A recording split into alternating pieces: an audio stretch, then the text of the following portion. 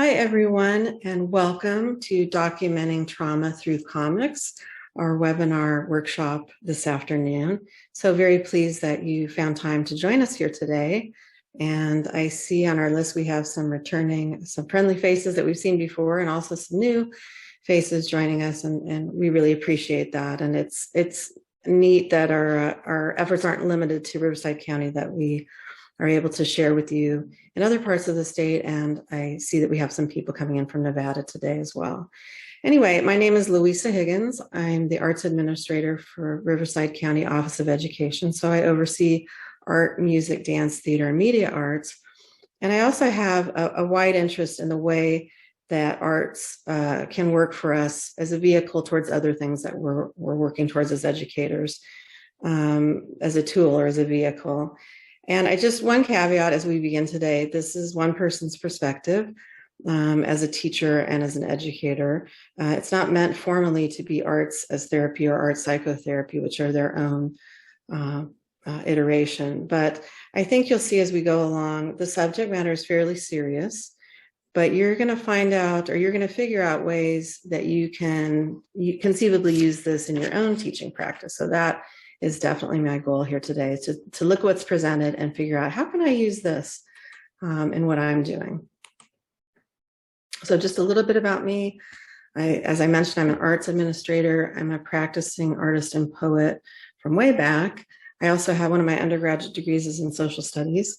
I definitely advocate for the power of social and emotional learning that exists through the arts, always has, even before we had an acronym for it, and we're really familiar with that term. And I'm also intensely interested in integrated learning strategies, so how we are, in this case, working with language, reading, writing, and the arts. So I love that, it's particularly in elementary, where we don't often have time for the arts and it gets short shrift. So this is a way to bring that back in. And I wrote this presentation this summer because my husband had turned me on to a really interesting book of the same name as this presentation, Documenting Trauma Through Comics. And I thought it was wildly interesting. And I went and bought the book, and it was a textbook, and it was like $85. And I read it cover to cover and started writing the presentation. So in reviewing for today, it's been a few months since that time, it brought up a memory that I had forgotten about. And I think this was 2014, 2015. There was a call to artists for Yoko Ono's A Rising art show that she did in Reykjavik. And what they asked was for women to send in pictures of just their eyes. And so it was anonymous, and to make a declarative statement of something that happened to them. And you could give your name or not. And so I actually participated in that show. And like I said, it's been some time. And I remember being very nervous about it. It was very difficult for me to write the statement that had happened to me, even though it was absolutely true, and to send in the picture. And then when the exhibit was up online, I remember looking at the walls and walls they had of women's eyes and statements, and going looking for mine. So that's a real life example of what I'll be talking about trauma, and how documenting and witnessing allows people the greater ability to move through it. So that's just a personal note of a way I've done that in the past, and how that felt. And I felt very nervous. It was an act of bravery for sure, but I felt good about it once I saw the work posted there with all the other women who participated in the show.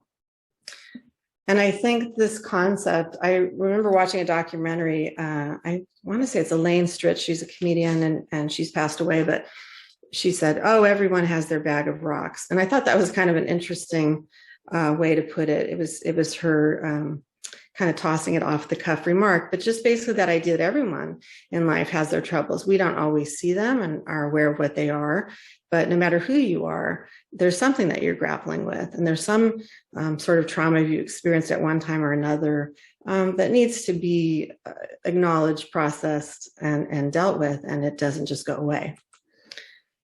And so I'd like to define trauma, because it's something that's kind of elusive. And for many people, if not most people, it's unpresentable. Like, it's not something you want to talk about in polite company. Just like I felt nervous to participate in that show. Maybe it wasn't something I wanted people to know about. And oftentimes the experiences are either we think they're unrelatable, or they're embarrassing or whatever, we can't speak of it. We don't have the right words to convey them to other people. And so trauma comes from catastrophic events. And that can be something that we experience just as one single person, or sometimes, and I'm thinking of COVID right now, the pandemic, we're definitely experiencing that collectively, right? Nobody gets a pass on that. We're all there together. So some examples could, and I have them listed here, obviously war is a very easy example. Immigration or being a refugee, what is that experience like, that process? Experiencing racism, abuse. It could be sexual abuse. It could be a serious illness or an illness in your family. So, as we're going along, think of what other examples you can think of that would qualify as a traumatic event, either as a person or as a group. And one of the things about trauma is the impact of it often comes later, right? I mean, there's like the shock of something that happens. But when something is negative and has had such a profound impact on our life, we tend to relive it in our mind over and over, and we can't get away from that memory. And again, difficult to share out, or you think people are tired of hearing you talk about it. And it's often associated with shame and guilt. And so as a person who really doesn't want to invest any more time than I have to on shame and guilt, I really gravitated towards this process of working with comics. So what can we do? So like I said, I'm an artist, and the arts is what I work with on a daily basis. So using art as a medium, how do we witness whatever it is, whatever the trauma is, and then open it up for discussion potentially, and in the end, walk through it. And you never really, passed or over or, slam the door on it, but you've gotten to a place where you're managing it in the most positive way for you. So I call that a transfer. So we're going to seek to start from the trauma aesthetic, whatever the subject matter we choose to use. And then we're going to move it into a graphic narrative. In other words, telling a story through pictures and sometimes words. So we're relying primarily on drawing, but you'll see in the examples that I'll be showing presently that both matter, but it's primarily images and then words to give us context clues. And it also has a real sensory aspect. When you talk about comics, it's in your face, it's bright, it's colorful. And so you have text and images, but there's sensory aspects. Like it's very clear that there's fighter jets and there's explosions and the water splashing, right? So when you're looking at that, you're like, wow, there's sights, sounds, smells, feelings. There's a lot of stuff that you can start to imagine and take in just from this image with very little text. And it creates a critical engagement, an active engagement with the reader, because you're looking, but then, like this comic is up here and you're reading it along, and then you're making your judgments. And I apologize, there are one or two words that are off color, or maybe images that are, but I thought this was in reasonable limits for adult learners. So in this one, you're reading along, you're looking at what's happening with the man and the woman, but you're also reading along. And so you can't just do one or the other, you're doing both. So from that book I was telling you about, documenting trauma through comics, I pulled out 5 of the examples. It has many more examples. So here's one of the first ones, and this is called Großvaterland, which means fatherland. And this is about World War II in Germany. And it's based on last living eyewitness accounts of German citizens. So this is documenting the trauma that was World War II and what was that like to be in Germany and to be a German citizen who was there. Example 2 is a little bit different. This is a personal timeline called Dragon Slippers. And so this is art and writing done by an author during her own experience with intimate partner violence. And so when she created the book, it's really Rosalind Penfold's actual journal. And so she was journaling during this experience as a way to cope, and then it eventually turned into a graphic novel that she published. The next one is The Beyond. And so this one is a precursor to the Walking Dead comics. And I'd have to fact check on that to see what the overlap is there. But this is about zombies. But the subject was about the Cold War and a zombie empire that took over. So again, it takes place in the 50s, but documenting historical events through this zombie imagery. This one's called Becoming Unbecoming by Una, and the example for it is about sexual trauma. And she writes about, or she put together a graphic novel about her personal experiences growing up in 1970s England, Northern England. And she lived in the same time and place as the Yorkshire Ripper was active and kind of terrorizing the community. And she had her own instances of sexual assault. And so she created a book around that. This one, example 5, is refugee stories. And you can see a page there on the right. And this one was called Over, Under, Sideways, Down. And it was actually produced in conjunction with the Red Cross. And it's a true story of Ibrahim, who was a 15-year-old Iranian boy who went through this arduous journey through Turkey to get to the United Kingdom. So that's his true stories. So you can see there's 5 different stories that have lots of different takes and lots of different situations happening that were turned into graphic novels. So I invite you to notice a few things about those examples.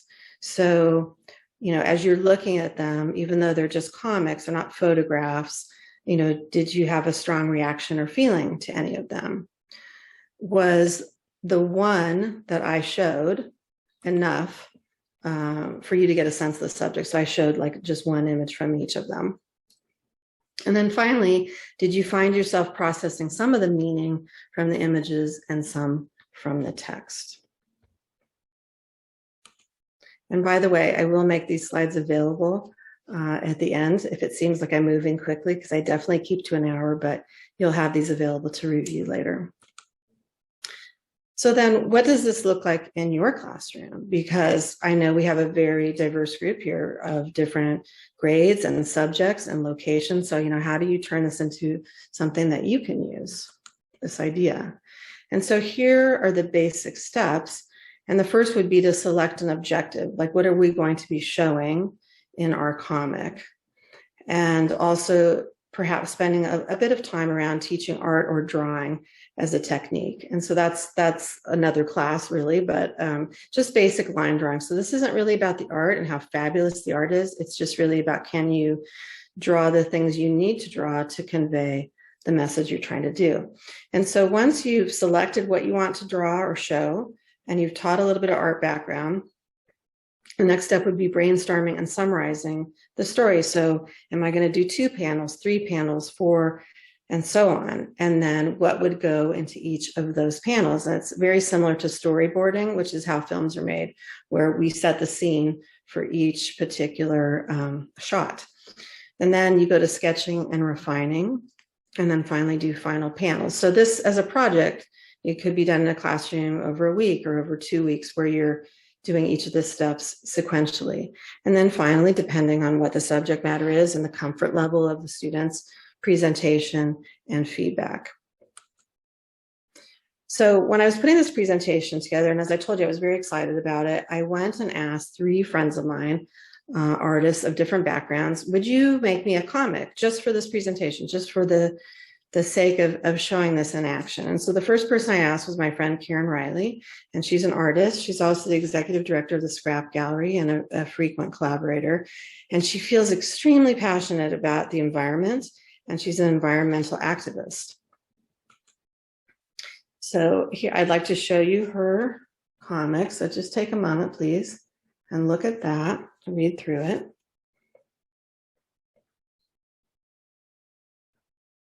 And as you're reading, try and get an idea of what you think your interpretation is of this comic.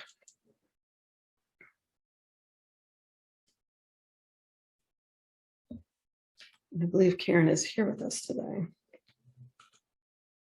Okay, so you've had a moment to look at it and interpret it. So let's. My comic is about the trauma that happens to the earth and how it has affected me and how I think I can get over it by doing something. Okay, I'm sorry she pixelated up a little bit there, but let's hear it one more time. My comic is about trauma that happens to the earth and how it has affected me and how I think I can get over it by doing something. Okay, and so if you go back and look at her comic, It really is for someone who's spent their life's work, 15 years plus working on environmental activism. What is happening, especially lately, is very traumatic to Karen. And how she works on that is by working with children and recycled materials to make the world better, to recycle, reuse, reduce, and all of that. So I think her comic is pretty clear. And, you hardly ever get to speak to the artist and hear what they had to say about what they were drawing. My comic is about... Oops, sorry, Karen, didn't mean to play it one more time. All right, so our next example, totally different. This is somebody named, or an artist named Ray Lindsay, and he does graphic design. He's what I call a universal genius. He also has a doctorate in music and has worked for many years as an artist in residence. And just a little background is he's very politically active, and follows the politics daily. And so this is what he wanted to do his comic about. And I just caught today one typo, so we'll overlook that today. But take a look at this. This is his comic, and this was done in the fall for this project.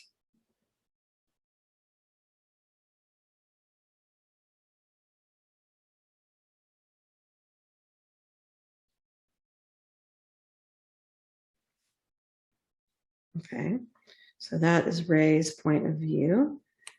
And here's what Ray has to say about his video, or sorry, about his comic. The comic is an expression of a data. Sorry. I was trying to allow people in the waiting room. Are you seeing that, Rebecca? Day situation. In this case, two people who don't necessarily agree with each other. And so there's a kind of a little snarky comment going back and forth between the two actors in the cartoon. Okay, so I'm going to go backwards to that cartoon.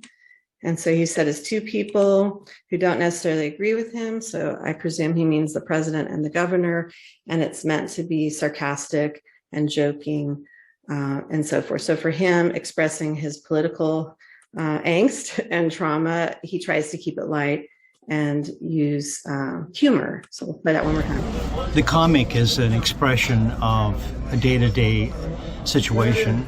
In this case, two people who don't necessarily agree with each other. And so there's a kind of a little snarky comment going back and forth between the two actors in the cartoon. Okay, so that is Ray's version.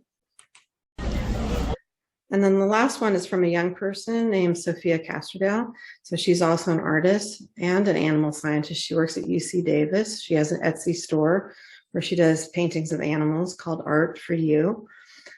And she had, in the last couple of years, a traumatic event around mental health. And so I was really surprised when she said she would do a comic around it. And so we'll share this. Here's her comic.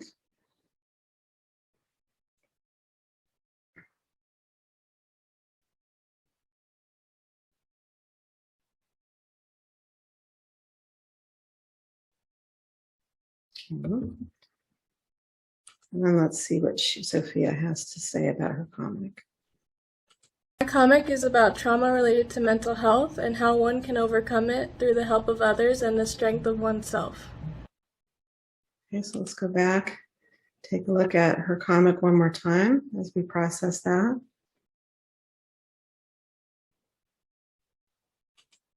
And then let's hear her words again. My comic is about trauma related to mental health and how one can overcome it through the help of others and the strength of oneself. You can tell the look on her face. She felt very brave to share that with us. So for those people that teach an art in the room, or even if you don't, do you see the 4 artistic processes in doing comics? So create is like the one that's most easily thought of when you think about the arts. And then present could be part of what you're doing, but the responding and connecting too, those aspects exist. So I wanted you to notice the 4 artistic processes and how they're prevalent in making comics.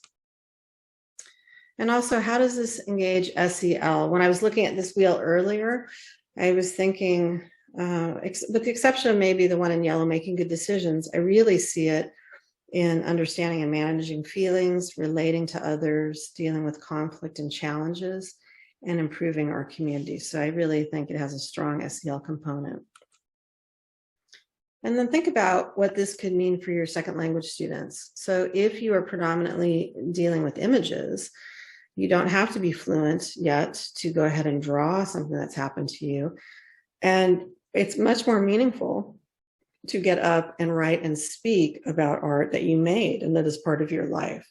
And so I would like you to consider how this could be very powerful for newcomers or second language students as a tool. And also, like I said, we have lots of different types of teachers in the room. If you're another kind of arts teacher, how could you translate this into something else?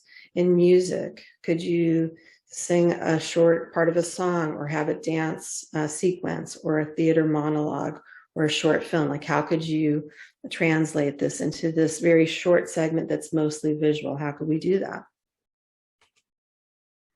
As well as the other content areas. I think some of the examples I showed that had to do with the Cold War or had to do with social studies, those examples are out there. There's certainly language arts. You know, you can tie this into reading and writing exercises. I don't have an idea about science yet, but maybe somebody does that they'll share out. I also was thinking a lot about how is this UDL? And it gives students a lot of choice in what they're drawing or what they choose to present, and it gives them their voice. They are controlling the narrative, and they have some choices in the use of the medium, because you could do this as simply as pencil or pen, but you could add color to it. And if you had a sophisticated media arts classroom, you could definitely, translate this into animation. So that's very UDL in all senses of the word. And I feel really strongly about tapping into student interest. So these are things that students are already interested in. Like, this has never been my thing, but comics, graphic novels, manga, anime, and fan art are very big. And it's funny, we just launched in the county a fan art contest as part of the esports that we do. And that has attracted a whole niche of kids that wouldn't participate in just like a standard art contest, but they're so excited about it. And so we really want to be mindful of tapping into things that interest students and engage them fully. So this is your turn. So generally when I'm presenting, we're doing some sort of art. And so we had we sent us an attachment when we sent out the Zoom link. I think there's 6 pages with different amounts of panels, anywhere from 2 up to 5 or 6. So I want to just do a quick sketch, like a quick take on this. That will take us about 15 minutes. Let me check our time. Yeah, we're good. Okay. And I want you to think about the subject matter, because I said, you set the subject. What are you going to do? Would be my last experience at the DMV, just so that that's something that we can all relate to. We've all done that. Or, and you can choose your own topic. It could be my last experience at the dentist, just something that might not have been super pleasant. No offense to the DMV or your dentist. So step 1 would be to think about the last time you went to that particular place. I just went to the dentist, Monday, so that's fresh on my mind. So maybe I'll do that one. And then jot down a few notes about what that was like, including your feelings or any interactions you remember, right? So you just kind of brainstorming, you write down some notes. Step 2, you decide, okay, what 2 parts of the story can I tell in my 2 panels? And like I said, if you didn't have the handout for some reason, you can draw this on a piece of paper, just split it down the middle or fold it down the middle. And step 3, you would generate rough sketches that depict your experience. And then finally, step 4 would be refine and draw your 2 panels. So we're going to do this in a compacted amount of time. And so it's 3:54. I'll go ahead and put on the timer. And I'm going to mute, because I'm going to play music, and I invite you to do the same, the music that you like, because that's very liberating. And if I was doing this with students, I would allow them to have headphones and play their own music. But I'm going to put the timer on, and that's what I want you to do, is come up with 2 panels in 15 minutes that convey your last experience at the DMV. And if that doesn't float your boat, feel free to pick something else that you want to share or you want to try out doing 2 panels. And really, the more memorable, the better, right? I mean, it's kind of like if it was very pleasant and everything went smoothly, probably wouldn't make the greatest comic. So, all right, so I'm setting the timer now, and I'm going to get busy doing my brainstorming and my pre-sketches. And I'll check in with you when we're about halfway done on time. So let's all make an attempt, our first attempt in some cases, at doing a comic about our experience.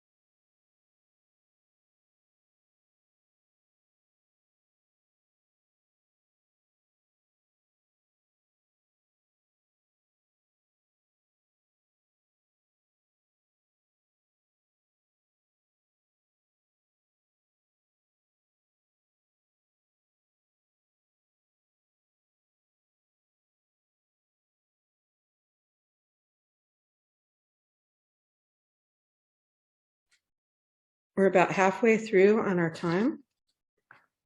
So we're about 7.5 minutes. So got 7.5 more minutes.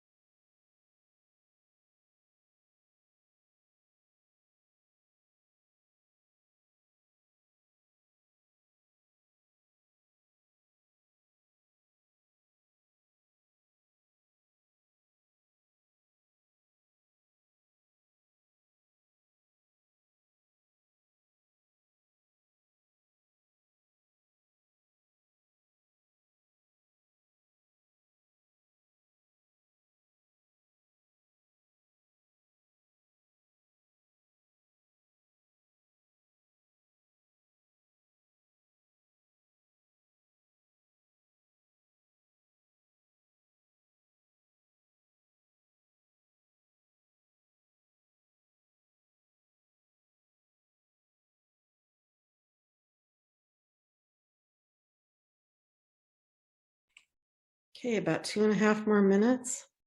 I'm having so much fun making art with you in a virtual space. I can just imagine how fun it would be in the same room.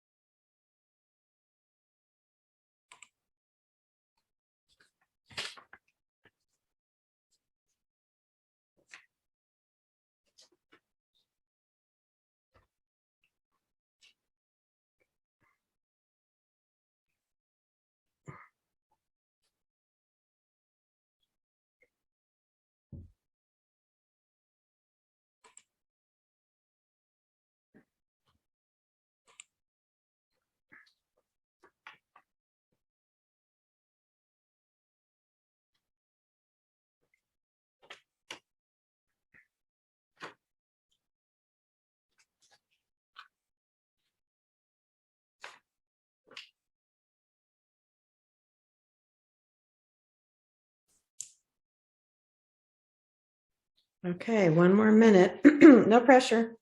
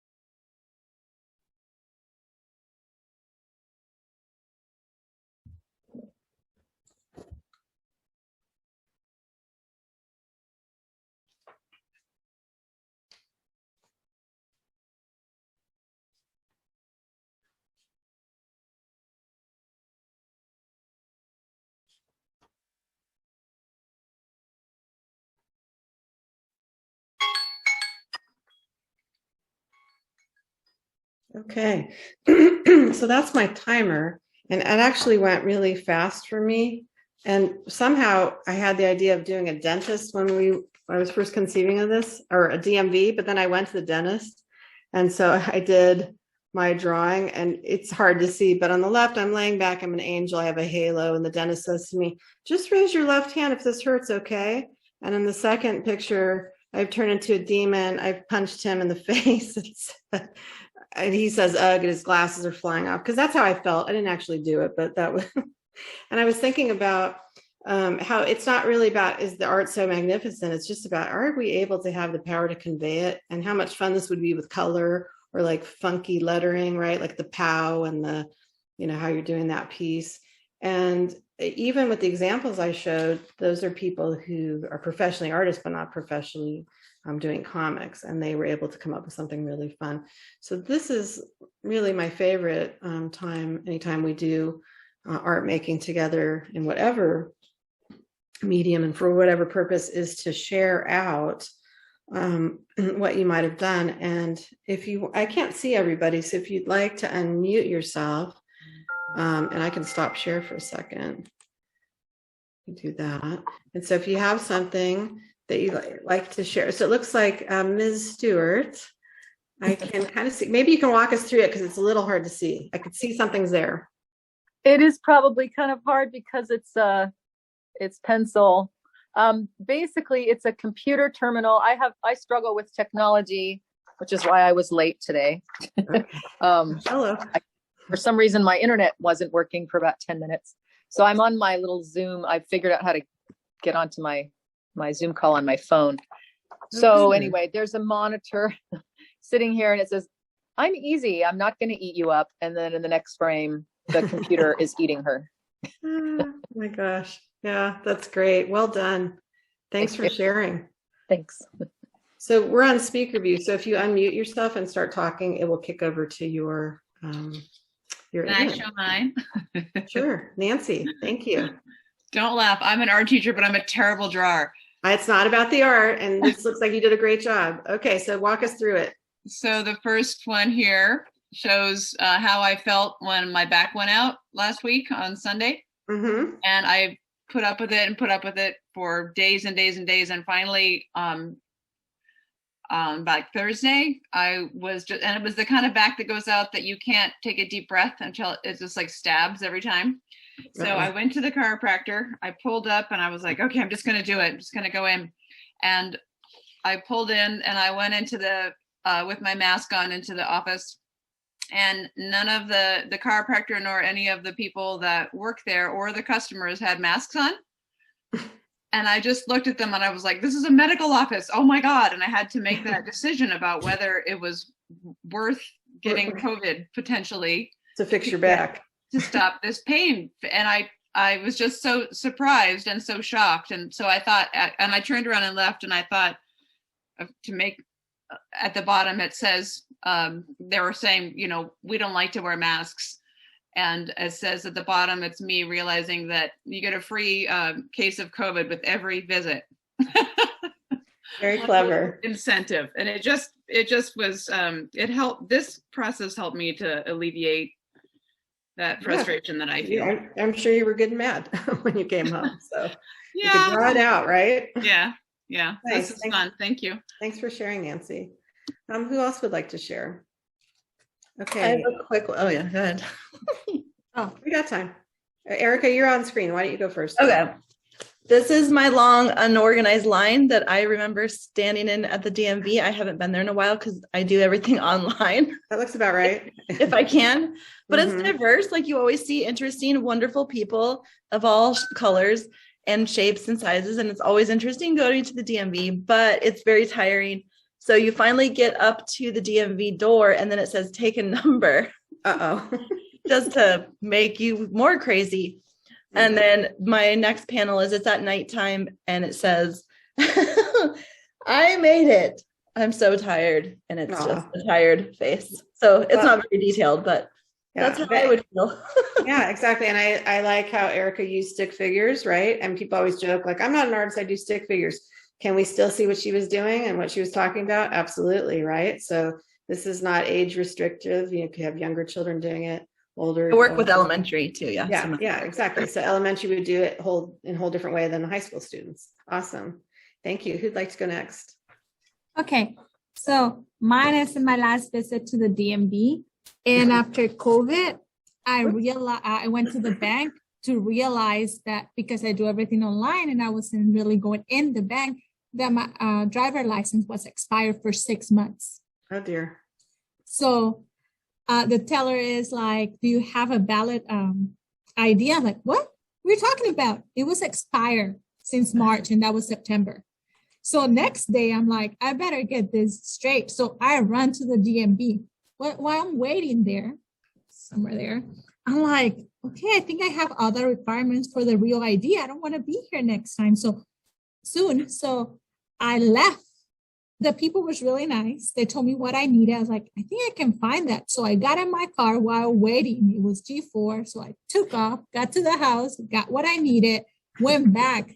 When I got there, my number had already passed. So I was like, oh, I'm not doing line again. So I go to the window and the guy's like, I think yours passed already. I was like, I don't know. I was in the What are bathroom. you talking about? It's G something, it's still a G. So I got my real ID, and now I can drive Well, there you go. And I see you did a 4-panel. legally. There you go. Well, we've all been home, and you weren't probably driving or using your license much. But I see that you chose a 4-panel, so you needed more panels to have the different scenes to set up your story. Very nice. Thank you. Thanks for sharing. Somebody So I else? can go next if you don't Okay. mind. Okay. Alrighty. Can y'all see me? I can. Right on. So this is the last time I was at the DMV when still living in Texas. My previous ID was terrible. So I got my hair done. I made sure I looked cute. The hair was in place. I get there and it's a long ass line. You see a crying baby, little kids tugging on their parents, looking back at you, making you weird little faces. And so a couple of hours later, they really surprised me by making me take off my glasses and pushing my hair out of my face. And so I looked terrible. It took me about 6 months to show my husband my new Texas ID at the time. Oh my gosh, that picture is hilarious at the bottom. Oh, so apparently the DMV wasn't a bad choice for our trial run. That's a funny story. I love that. Thank you. Can I ask a question? Hi, everybody. I'm curious with young students whether you think it's easier to teach them to do this with a 2-panel start or a 4-panel start, especially ELL learners or children who maybe don't have enough language skills to like do a bubble or write any text. Right. So, see, to me, and I feel the same way as I started out with art. Like when I was first painting, I did little canvases, and then I got big, and then I do like a door. I mean, so to me, the smaller is better, and to keep track of like 2 ideas you're wanting to do. So that's my background in the classroom is elementary. So I would gravitate to start with 1 or 2 panels. And you do the long ones that someone used? Yeah. And we just, I got together with my creative design team and I said, make me some panels. So I just wanted you to have something out of the gate that you're like, I don't even have to make these. I have something, but you don't have to use it. Like I said, you could do paper in half and 4 squares, that type of thing. And I think it's something that could develop over time. You could start with 2 and, as proficiency in this and comfort level with this idea grows, you could have 5 or 6, no problem. So a whole page. Right? Are you sharing something, Kathy? Okay, I could, but I also missed the directions on the 2 panels to the 4. So that's okay. This was so a couple years ago, I had I was in the hospital and a medical thing. License was never restricted, but I stupidly, honestly, when I checked the box to renew my license, I said, did you ever not drive for a period of time? And I just on my own had not driven for a couple weeks. Okay, check it. Next thing I know, I get a notice in the mail and they say, you've got to come in. We're suspending your license unless you take a written test. So I'm like, come on. So I go in, I take the written test with, again, as someone said, screaming babies, noise, everything going on. And I fail the written test. Oh, no. This is after driving 1 or 2 years. questions. Right. So then they're like, that's it, your license is gone, right? And I'm teaching, so I'm taking the bus, getting yelled at by the bus driver every day, which is not in here on the panel. So here I'm pleading my case to the administrator, who actually said to me, well, I watched you walk up the stairs to my office, so you look okay to me. So there I'm pleading and getting denied my case. Then they're like, well, you got to pass the driving test. And if you don't pass it, well, we don't know what's going to happen. So here I'm nervously taking the driving test, which turns out to be the instructor that my oldest child had when she was 16. So I was like, I'm in good hands because I knew he passed her. He surely is going to pass me. So here we are driving. He's asking me advice of what schools to send his kid to. And here I'm a wreck. And here in the final panel getting my license back. So, and do you notice on Kathy's images, the expressions on the face? And I'm noticing this and looking at everyone's variations, the expressions, the more, we're not going for nuanced. We're going for really, and that's another way to teach kids about like, what are your emotions? What does that look like? What are the visual cues? So that was really fun, Kathy. Thank you. Have we gotten to everybody that wants to share? Okay, Carolina, can you unmute yourself?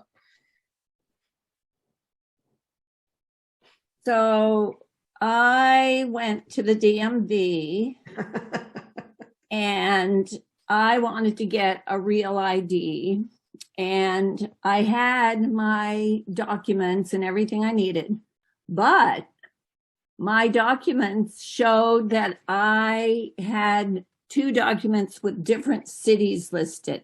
I live in Baywood Park, but it's also known as Los Osos. So they wouldn't give me, they said, no, they have to be the same. So I had a liability insurance renewal in my phone, but they have to have a hard copy. So this right here is a street. I don't know if you can see the street. Yeah, I went across the street to an ASAP Graphics and they downloaded it and printed out the liability insurance on the computer screen. So I was so thankful to ASAP Graphics because then I could get my real ID. That's great. I love the initial reaction, that figure up at the top. That's you exploding. Yeah. Anyway. Oh my gosh. So fun. Thank you. All right. Let's see how we're doing on time. Do we have one more share? Yeah, I can share. Great. Well, this one's like a little on the darker side, but not DMV. Well, sorry. all of my examples were pretty dark, right? So, Yeah. social emotional isn't always the happy stuff, right? Yeah. So this is. Should I just see you guys? Yeah, you guys can see it. Maybe better. So it's about eating disorders, and like the first one kind of shows like the like conversation with yourself of like, no, I don't want to do this, and then like, yeah, maybe just once, or I'll do better tomorrow, and then the next one is kind of like that hatred for yourself after you've done whatever you've done, and right, and, like feeling unloved and like nobody's ever gonna love you. That's beautifully drawn. Thank you for sharing that with us. Awesome. Wow. So as usual, I'm always blown away by everyone's work and what they're able to share. And I think that's really helpful because you're not just in isolation doing your own example. You can see what other people have done. This is the book that I was telling you that I read, and I went down the rabbit hole immediately because I thought it was so fascinating. But it's called Documenting Trauma in Comics: Traumatic Past, Embodied Histories, and Graphic Reportage. So you can buy that book.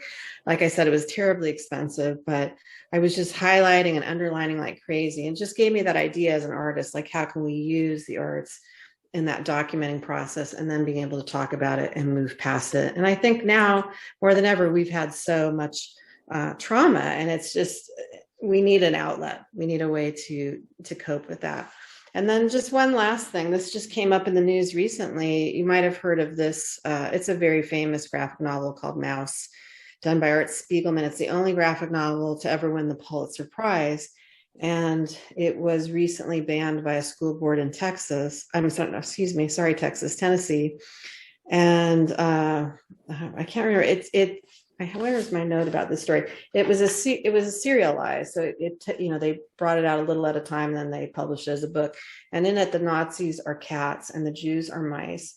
And the author is interviewing his father, who was a Polish Jew and a Holocaust survivor. So, really powerful piece of literature. And even though it's a graphic novel, it won the Pulitzer Prize. And so after the banning took place and parents were taking issue with several things, some comic book store owners have offered to send a copy for free to anyone who requests it. So that was just some interesting news around comics and graphic novels. So just in closing, just my overall recap is I would like you to think of this perhaps as a tool to be used in your teaching practice in the future. And it's really a tool for arts to be used as well. There are opportunities for SEL connections. I think somebody needs to mute. Some feedback. Oh, that might be me. I apologize. I was going to ask where we can get the mouse for free. They said they would send a copy. Why don't you email me and I'll send you that information. Thank you. Sure. SEL connections. And like I was saying before, like SEL can be happy emotions, but it can also be unpleasant things. And so how do we manage and cope with that?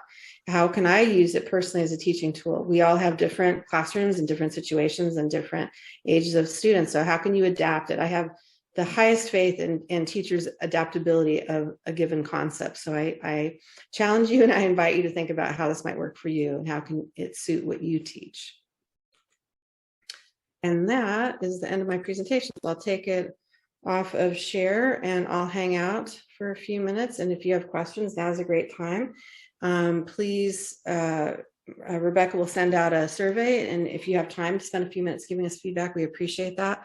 And then probably tomorrow I'll get the slides out to you so you can refresh your memory as you are using this hopefully in the future. So thank you, everybody. Thank you. I have a question. May I jump in?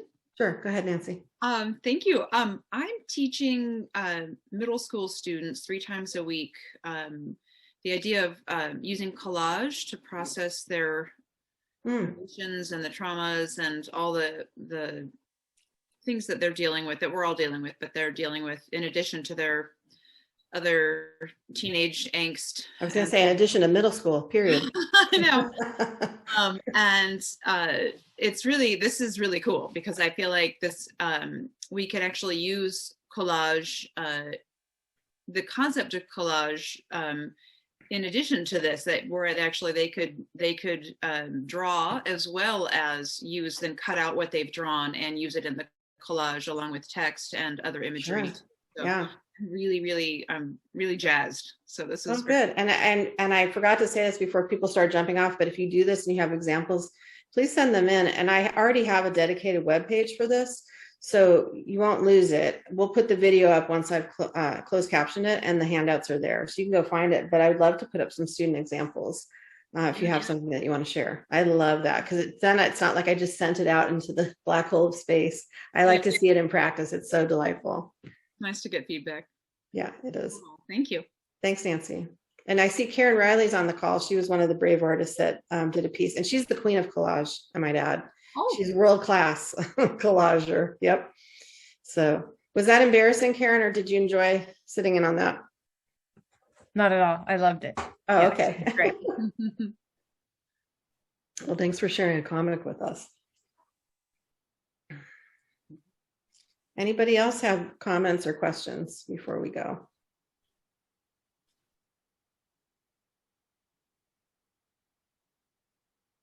Everyone's drawing. I know it's always a very constrained amount of time, and it's like, well, you could do your thing after we go, but it's just trying to get it down and get something up. I actually had so much fun. I didn't do one until today. I had so much fun with that. I'm like, that's very therapeutic for me because I'm very I don't want to say temperamental, but impassioned, so something like that dentist thing was like, oh, I came out, so it would have been fun to draw him and me in my head, punching him in the nose. That's not good, but the drawing. Do you have I've had comic panels in the past that I've used with students a long time ago, but do you have an easy go-to order or particular book of pre-made panel? No, I actually didn't research that. I just had ours made by our creative design team, just so that teachers didn't have to go find them. So no, I've never gone out and bought that. I'm sure I can find something nowadays on Amazon. I used to have some a million years ago, but I never taught it when I was in the classroom. So this is new for me. Yeah. Yes. What did you find? What do you find helps? I mean, this was helpful. At first, I was sitting there feeling a lot like the kids do, like, oh, this is requiring a certain level of creativity that, I want to have, and maybe I don't feel it, or a lot of times the kids are very blank. And then as soon as I just started writing the ideas down, it opened up all kinds of images. Yeah. So that I just wanted to thank you for that. That's great. And if you have done this, it's a meaningful experience. So it's, that's why I was trying to pick something that we've all done that probably many times was less than average. So I think if you ask students to write about something that means something to them, that is the real gateway for being creative. And because the drawing isn't about the drawing, right? It's like, I do a lot of work in poetry and poetry slams with high schoolers, and it's based on points. And I always say the point is not the points, it's the poetry. It's about the emotion and the conveying to people and sharing with people. So yeah, I think if you allow students to choose something that had an impact in their life and meant something to them, it will flow from there. Yeah, thank you very much. This is marvelous. Just really, really nicely done. I appreciate it. Thank you. Thanks for being here. Someone else had a question. Oh, there we go. Okay. I teach 5th grade, and I'm really bad at art, but I'm creative. Right. But can you recommend any additional resources on the technicalities of comics, like how to make things look far or close, like just the drawing aspect of it? Because my kids, they can barely cut. Right. I think, no, I haven't, I didn't prepare any resources on basic drawing. And I think that's what I'd go look for. Just simple drawing, just simple, because really moving people off of stick figures isn't all that difficult. But I just think, and in fact, really getting behind the idea of just using pencil or using pen, because then it's found materials, it's inexpensive materials. And really you get better. Carolina will probably back me up on this. You get better the more you do it. You draw every day, you get better at it. If this was like 5 or 10 minutes or an opening activity every day, where you try different things, you would get better at it. So I don't have something. You can email me and I'll look for that, but I don't have anything off the top of my head. So I'm sure such resources exist. Yeah. Okay, thank you. You bet. All right. Well, it's 4:32. I've uncharacteristically run over. I'm real stickler for time. And plus, I'm a morning person. I'm not an afternoon person. But it was a real pleasure to see all of you and work with you. And happy Wednesday. We'll see you next time.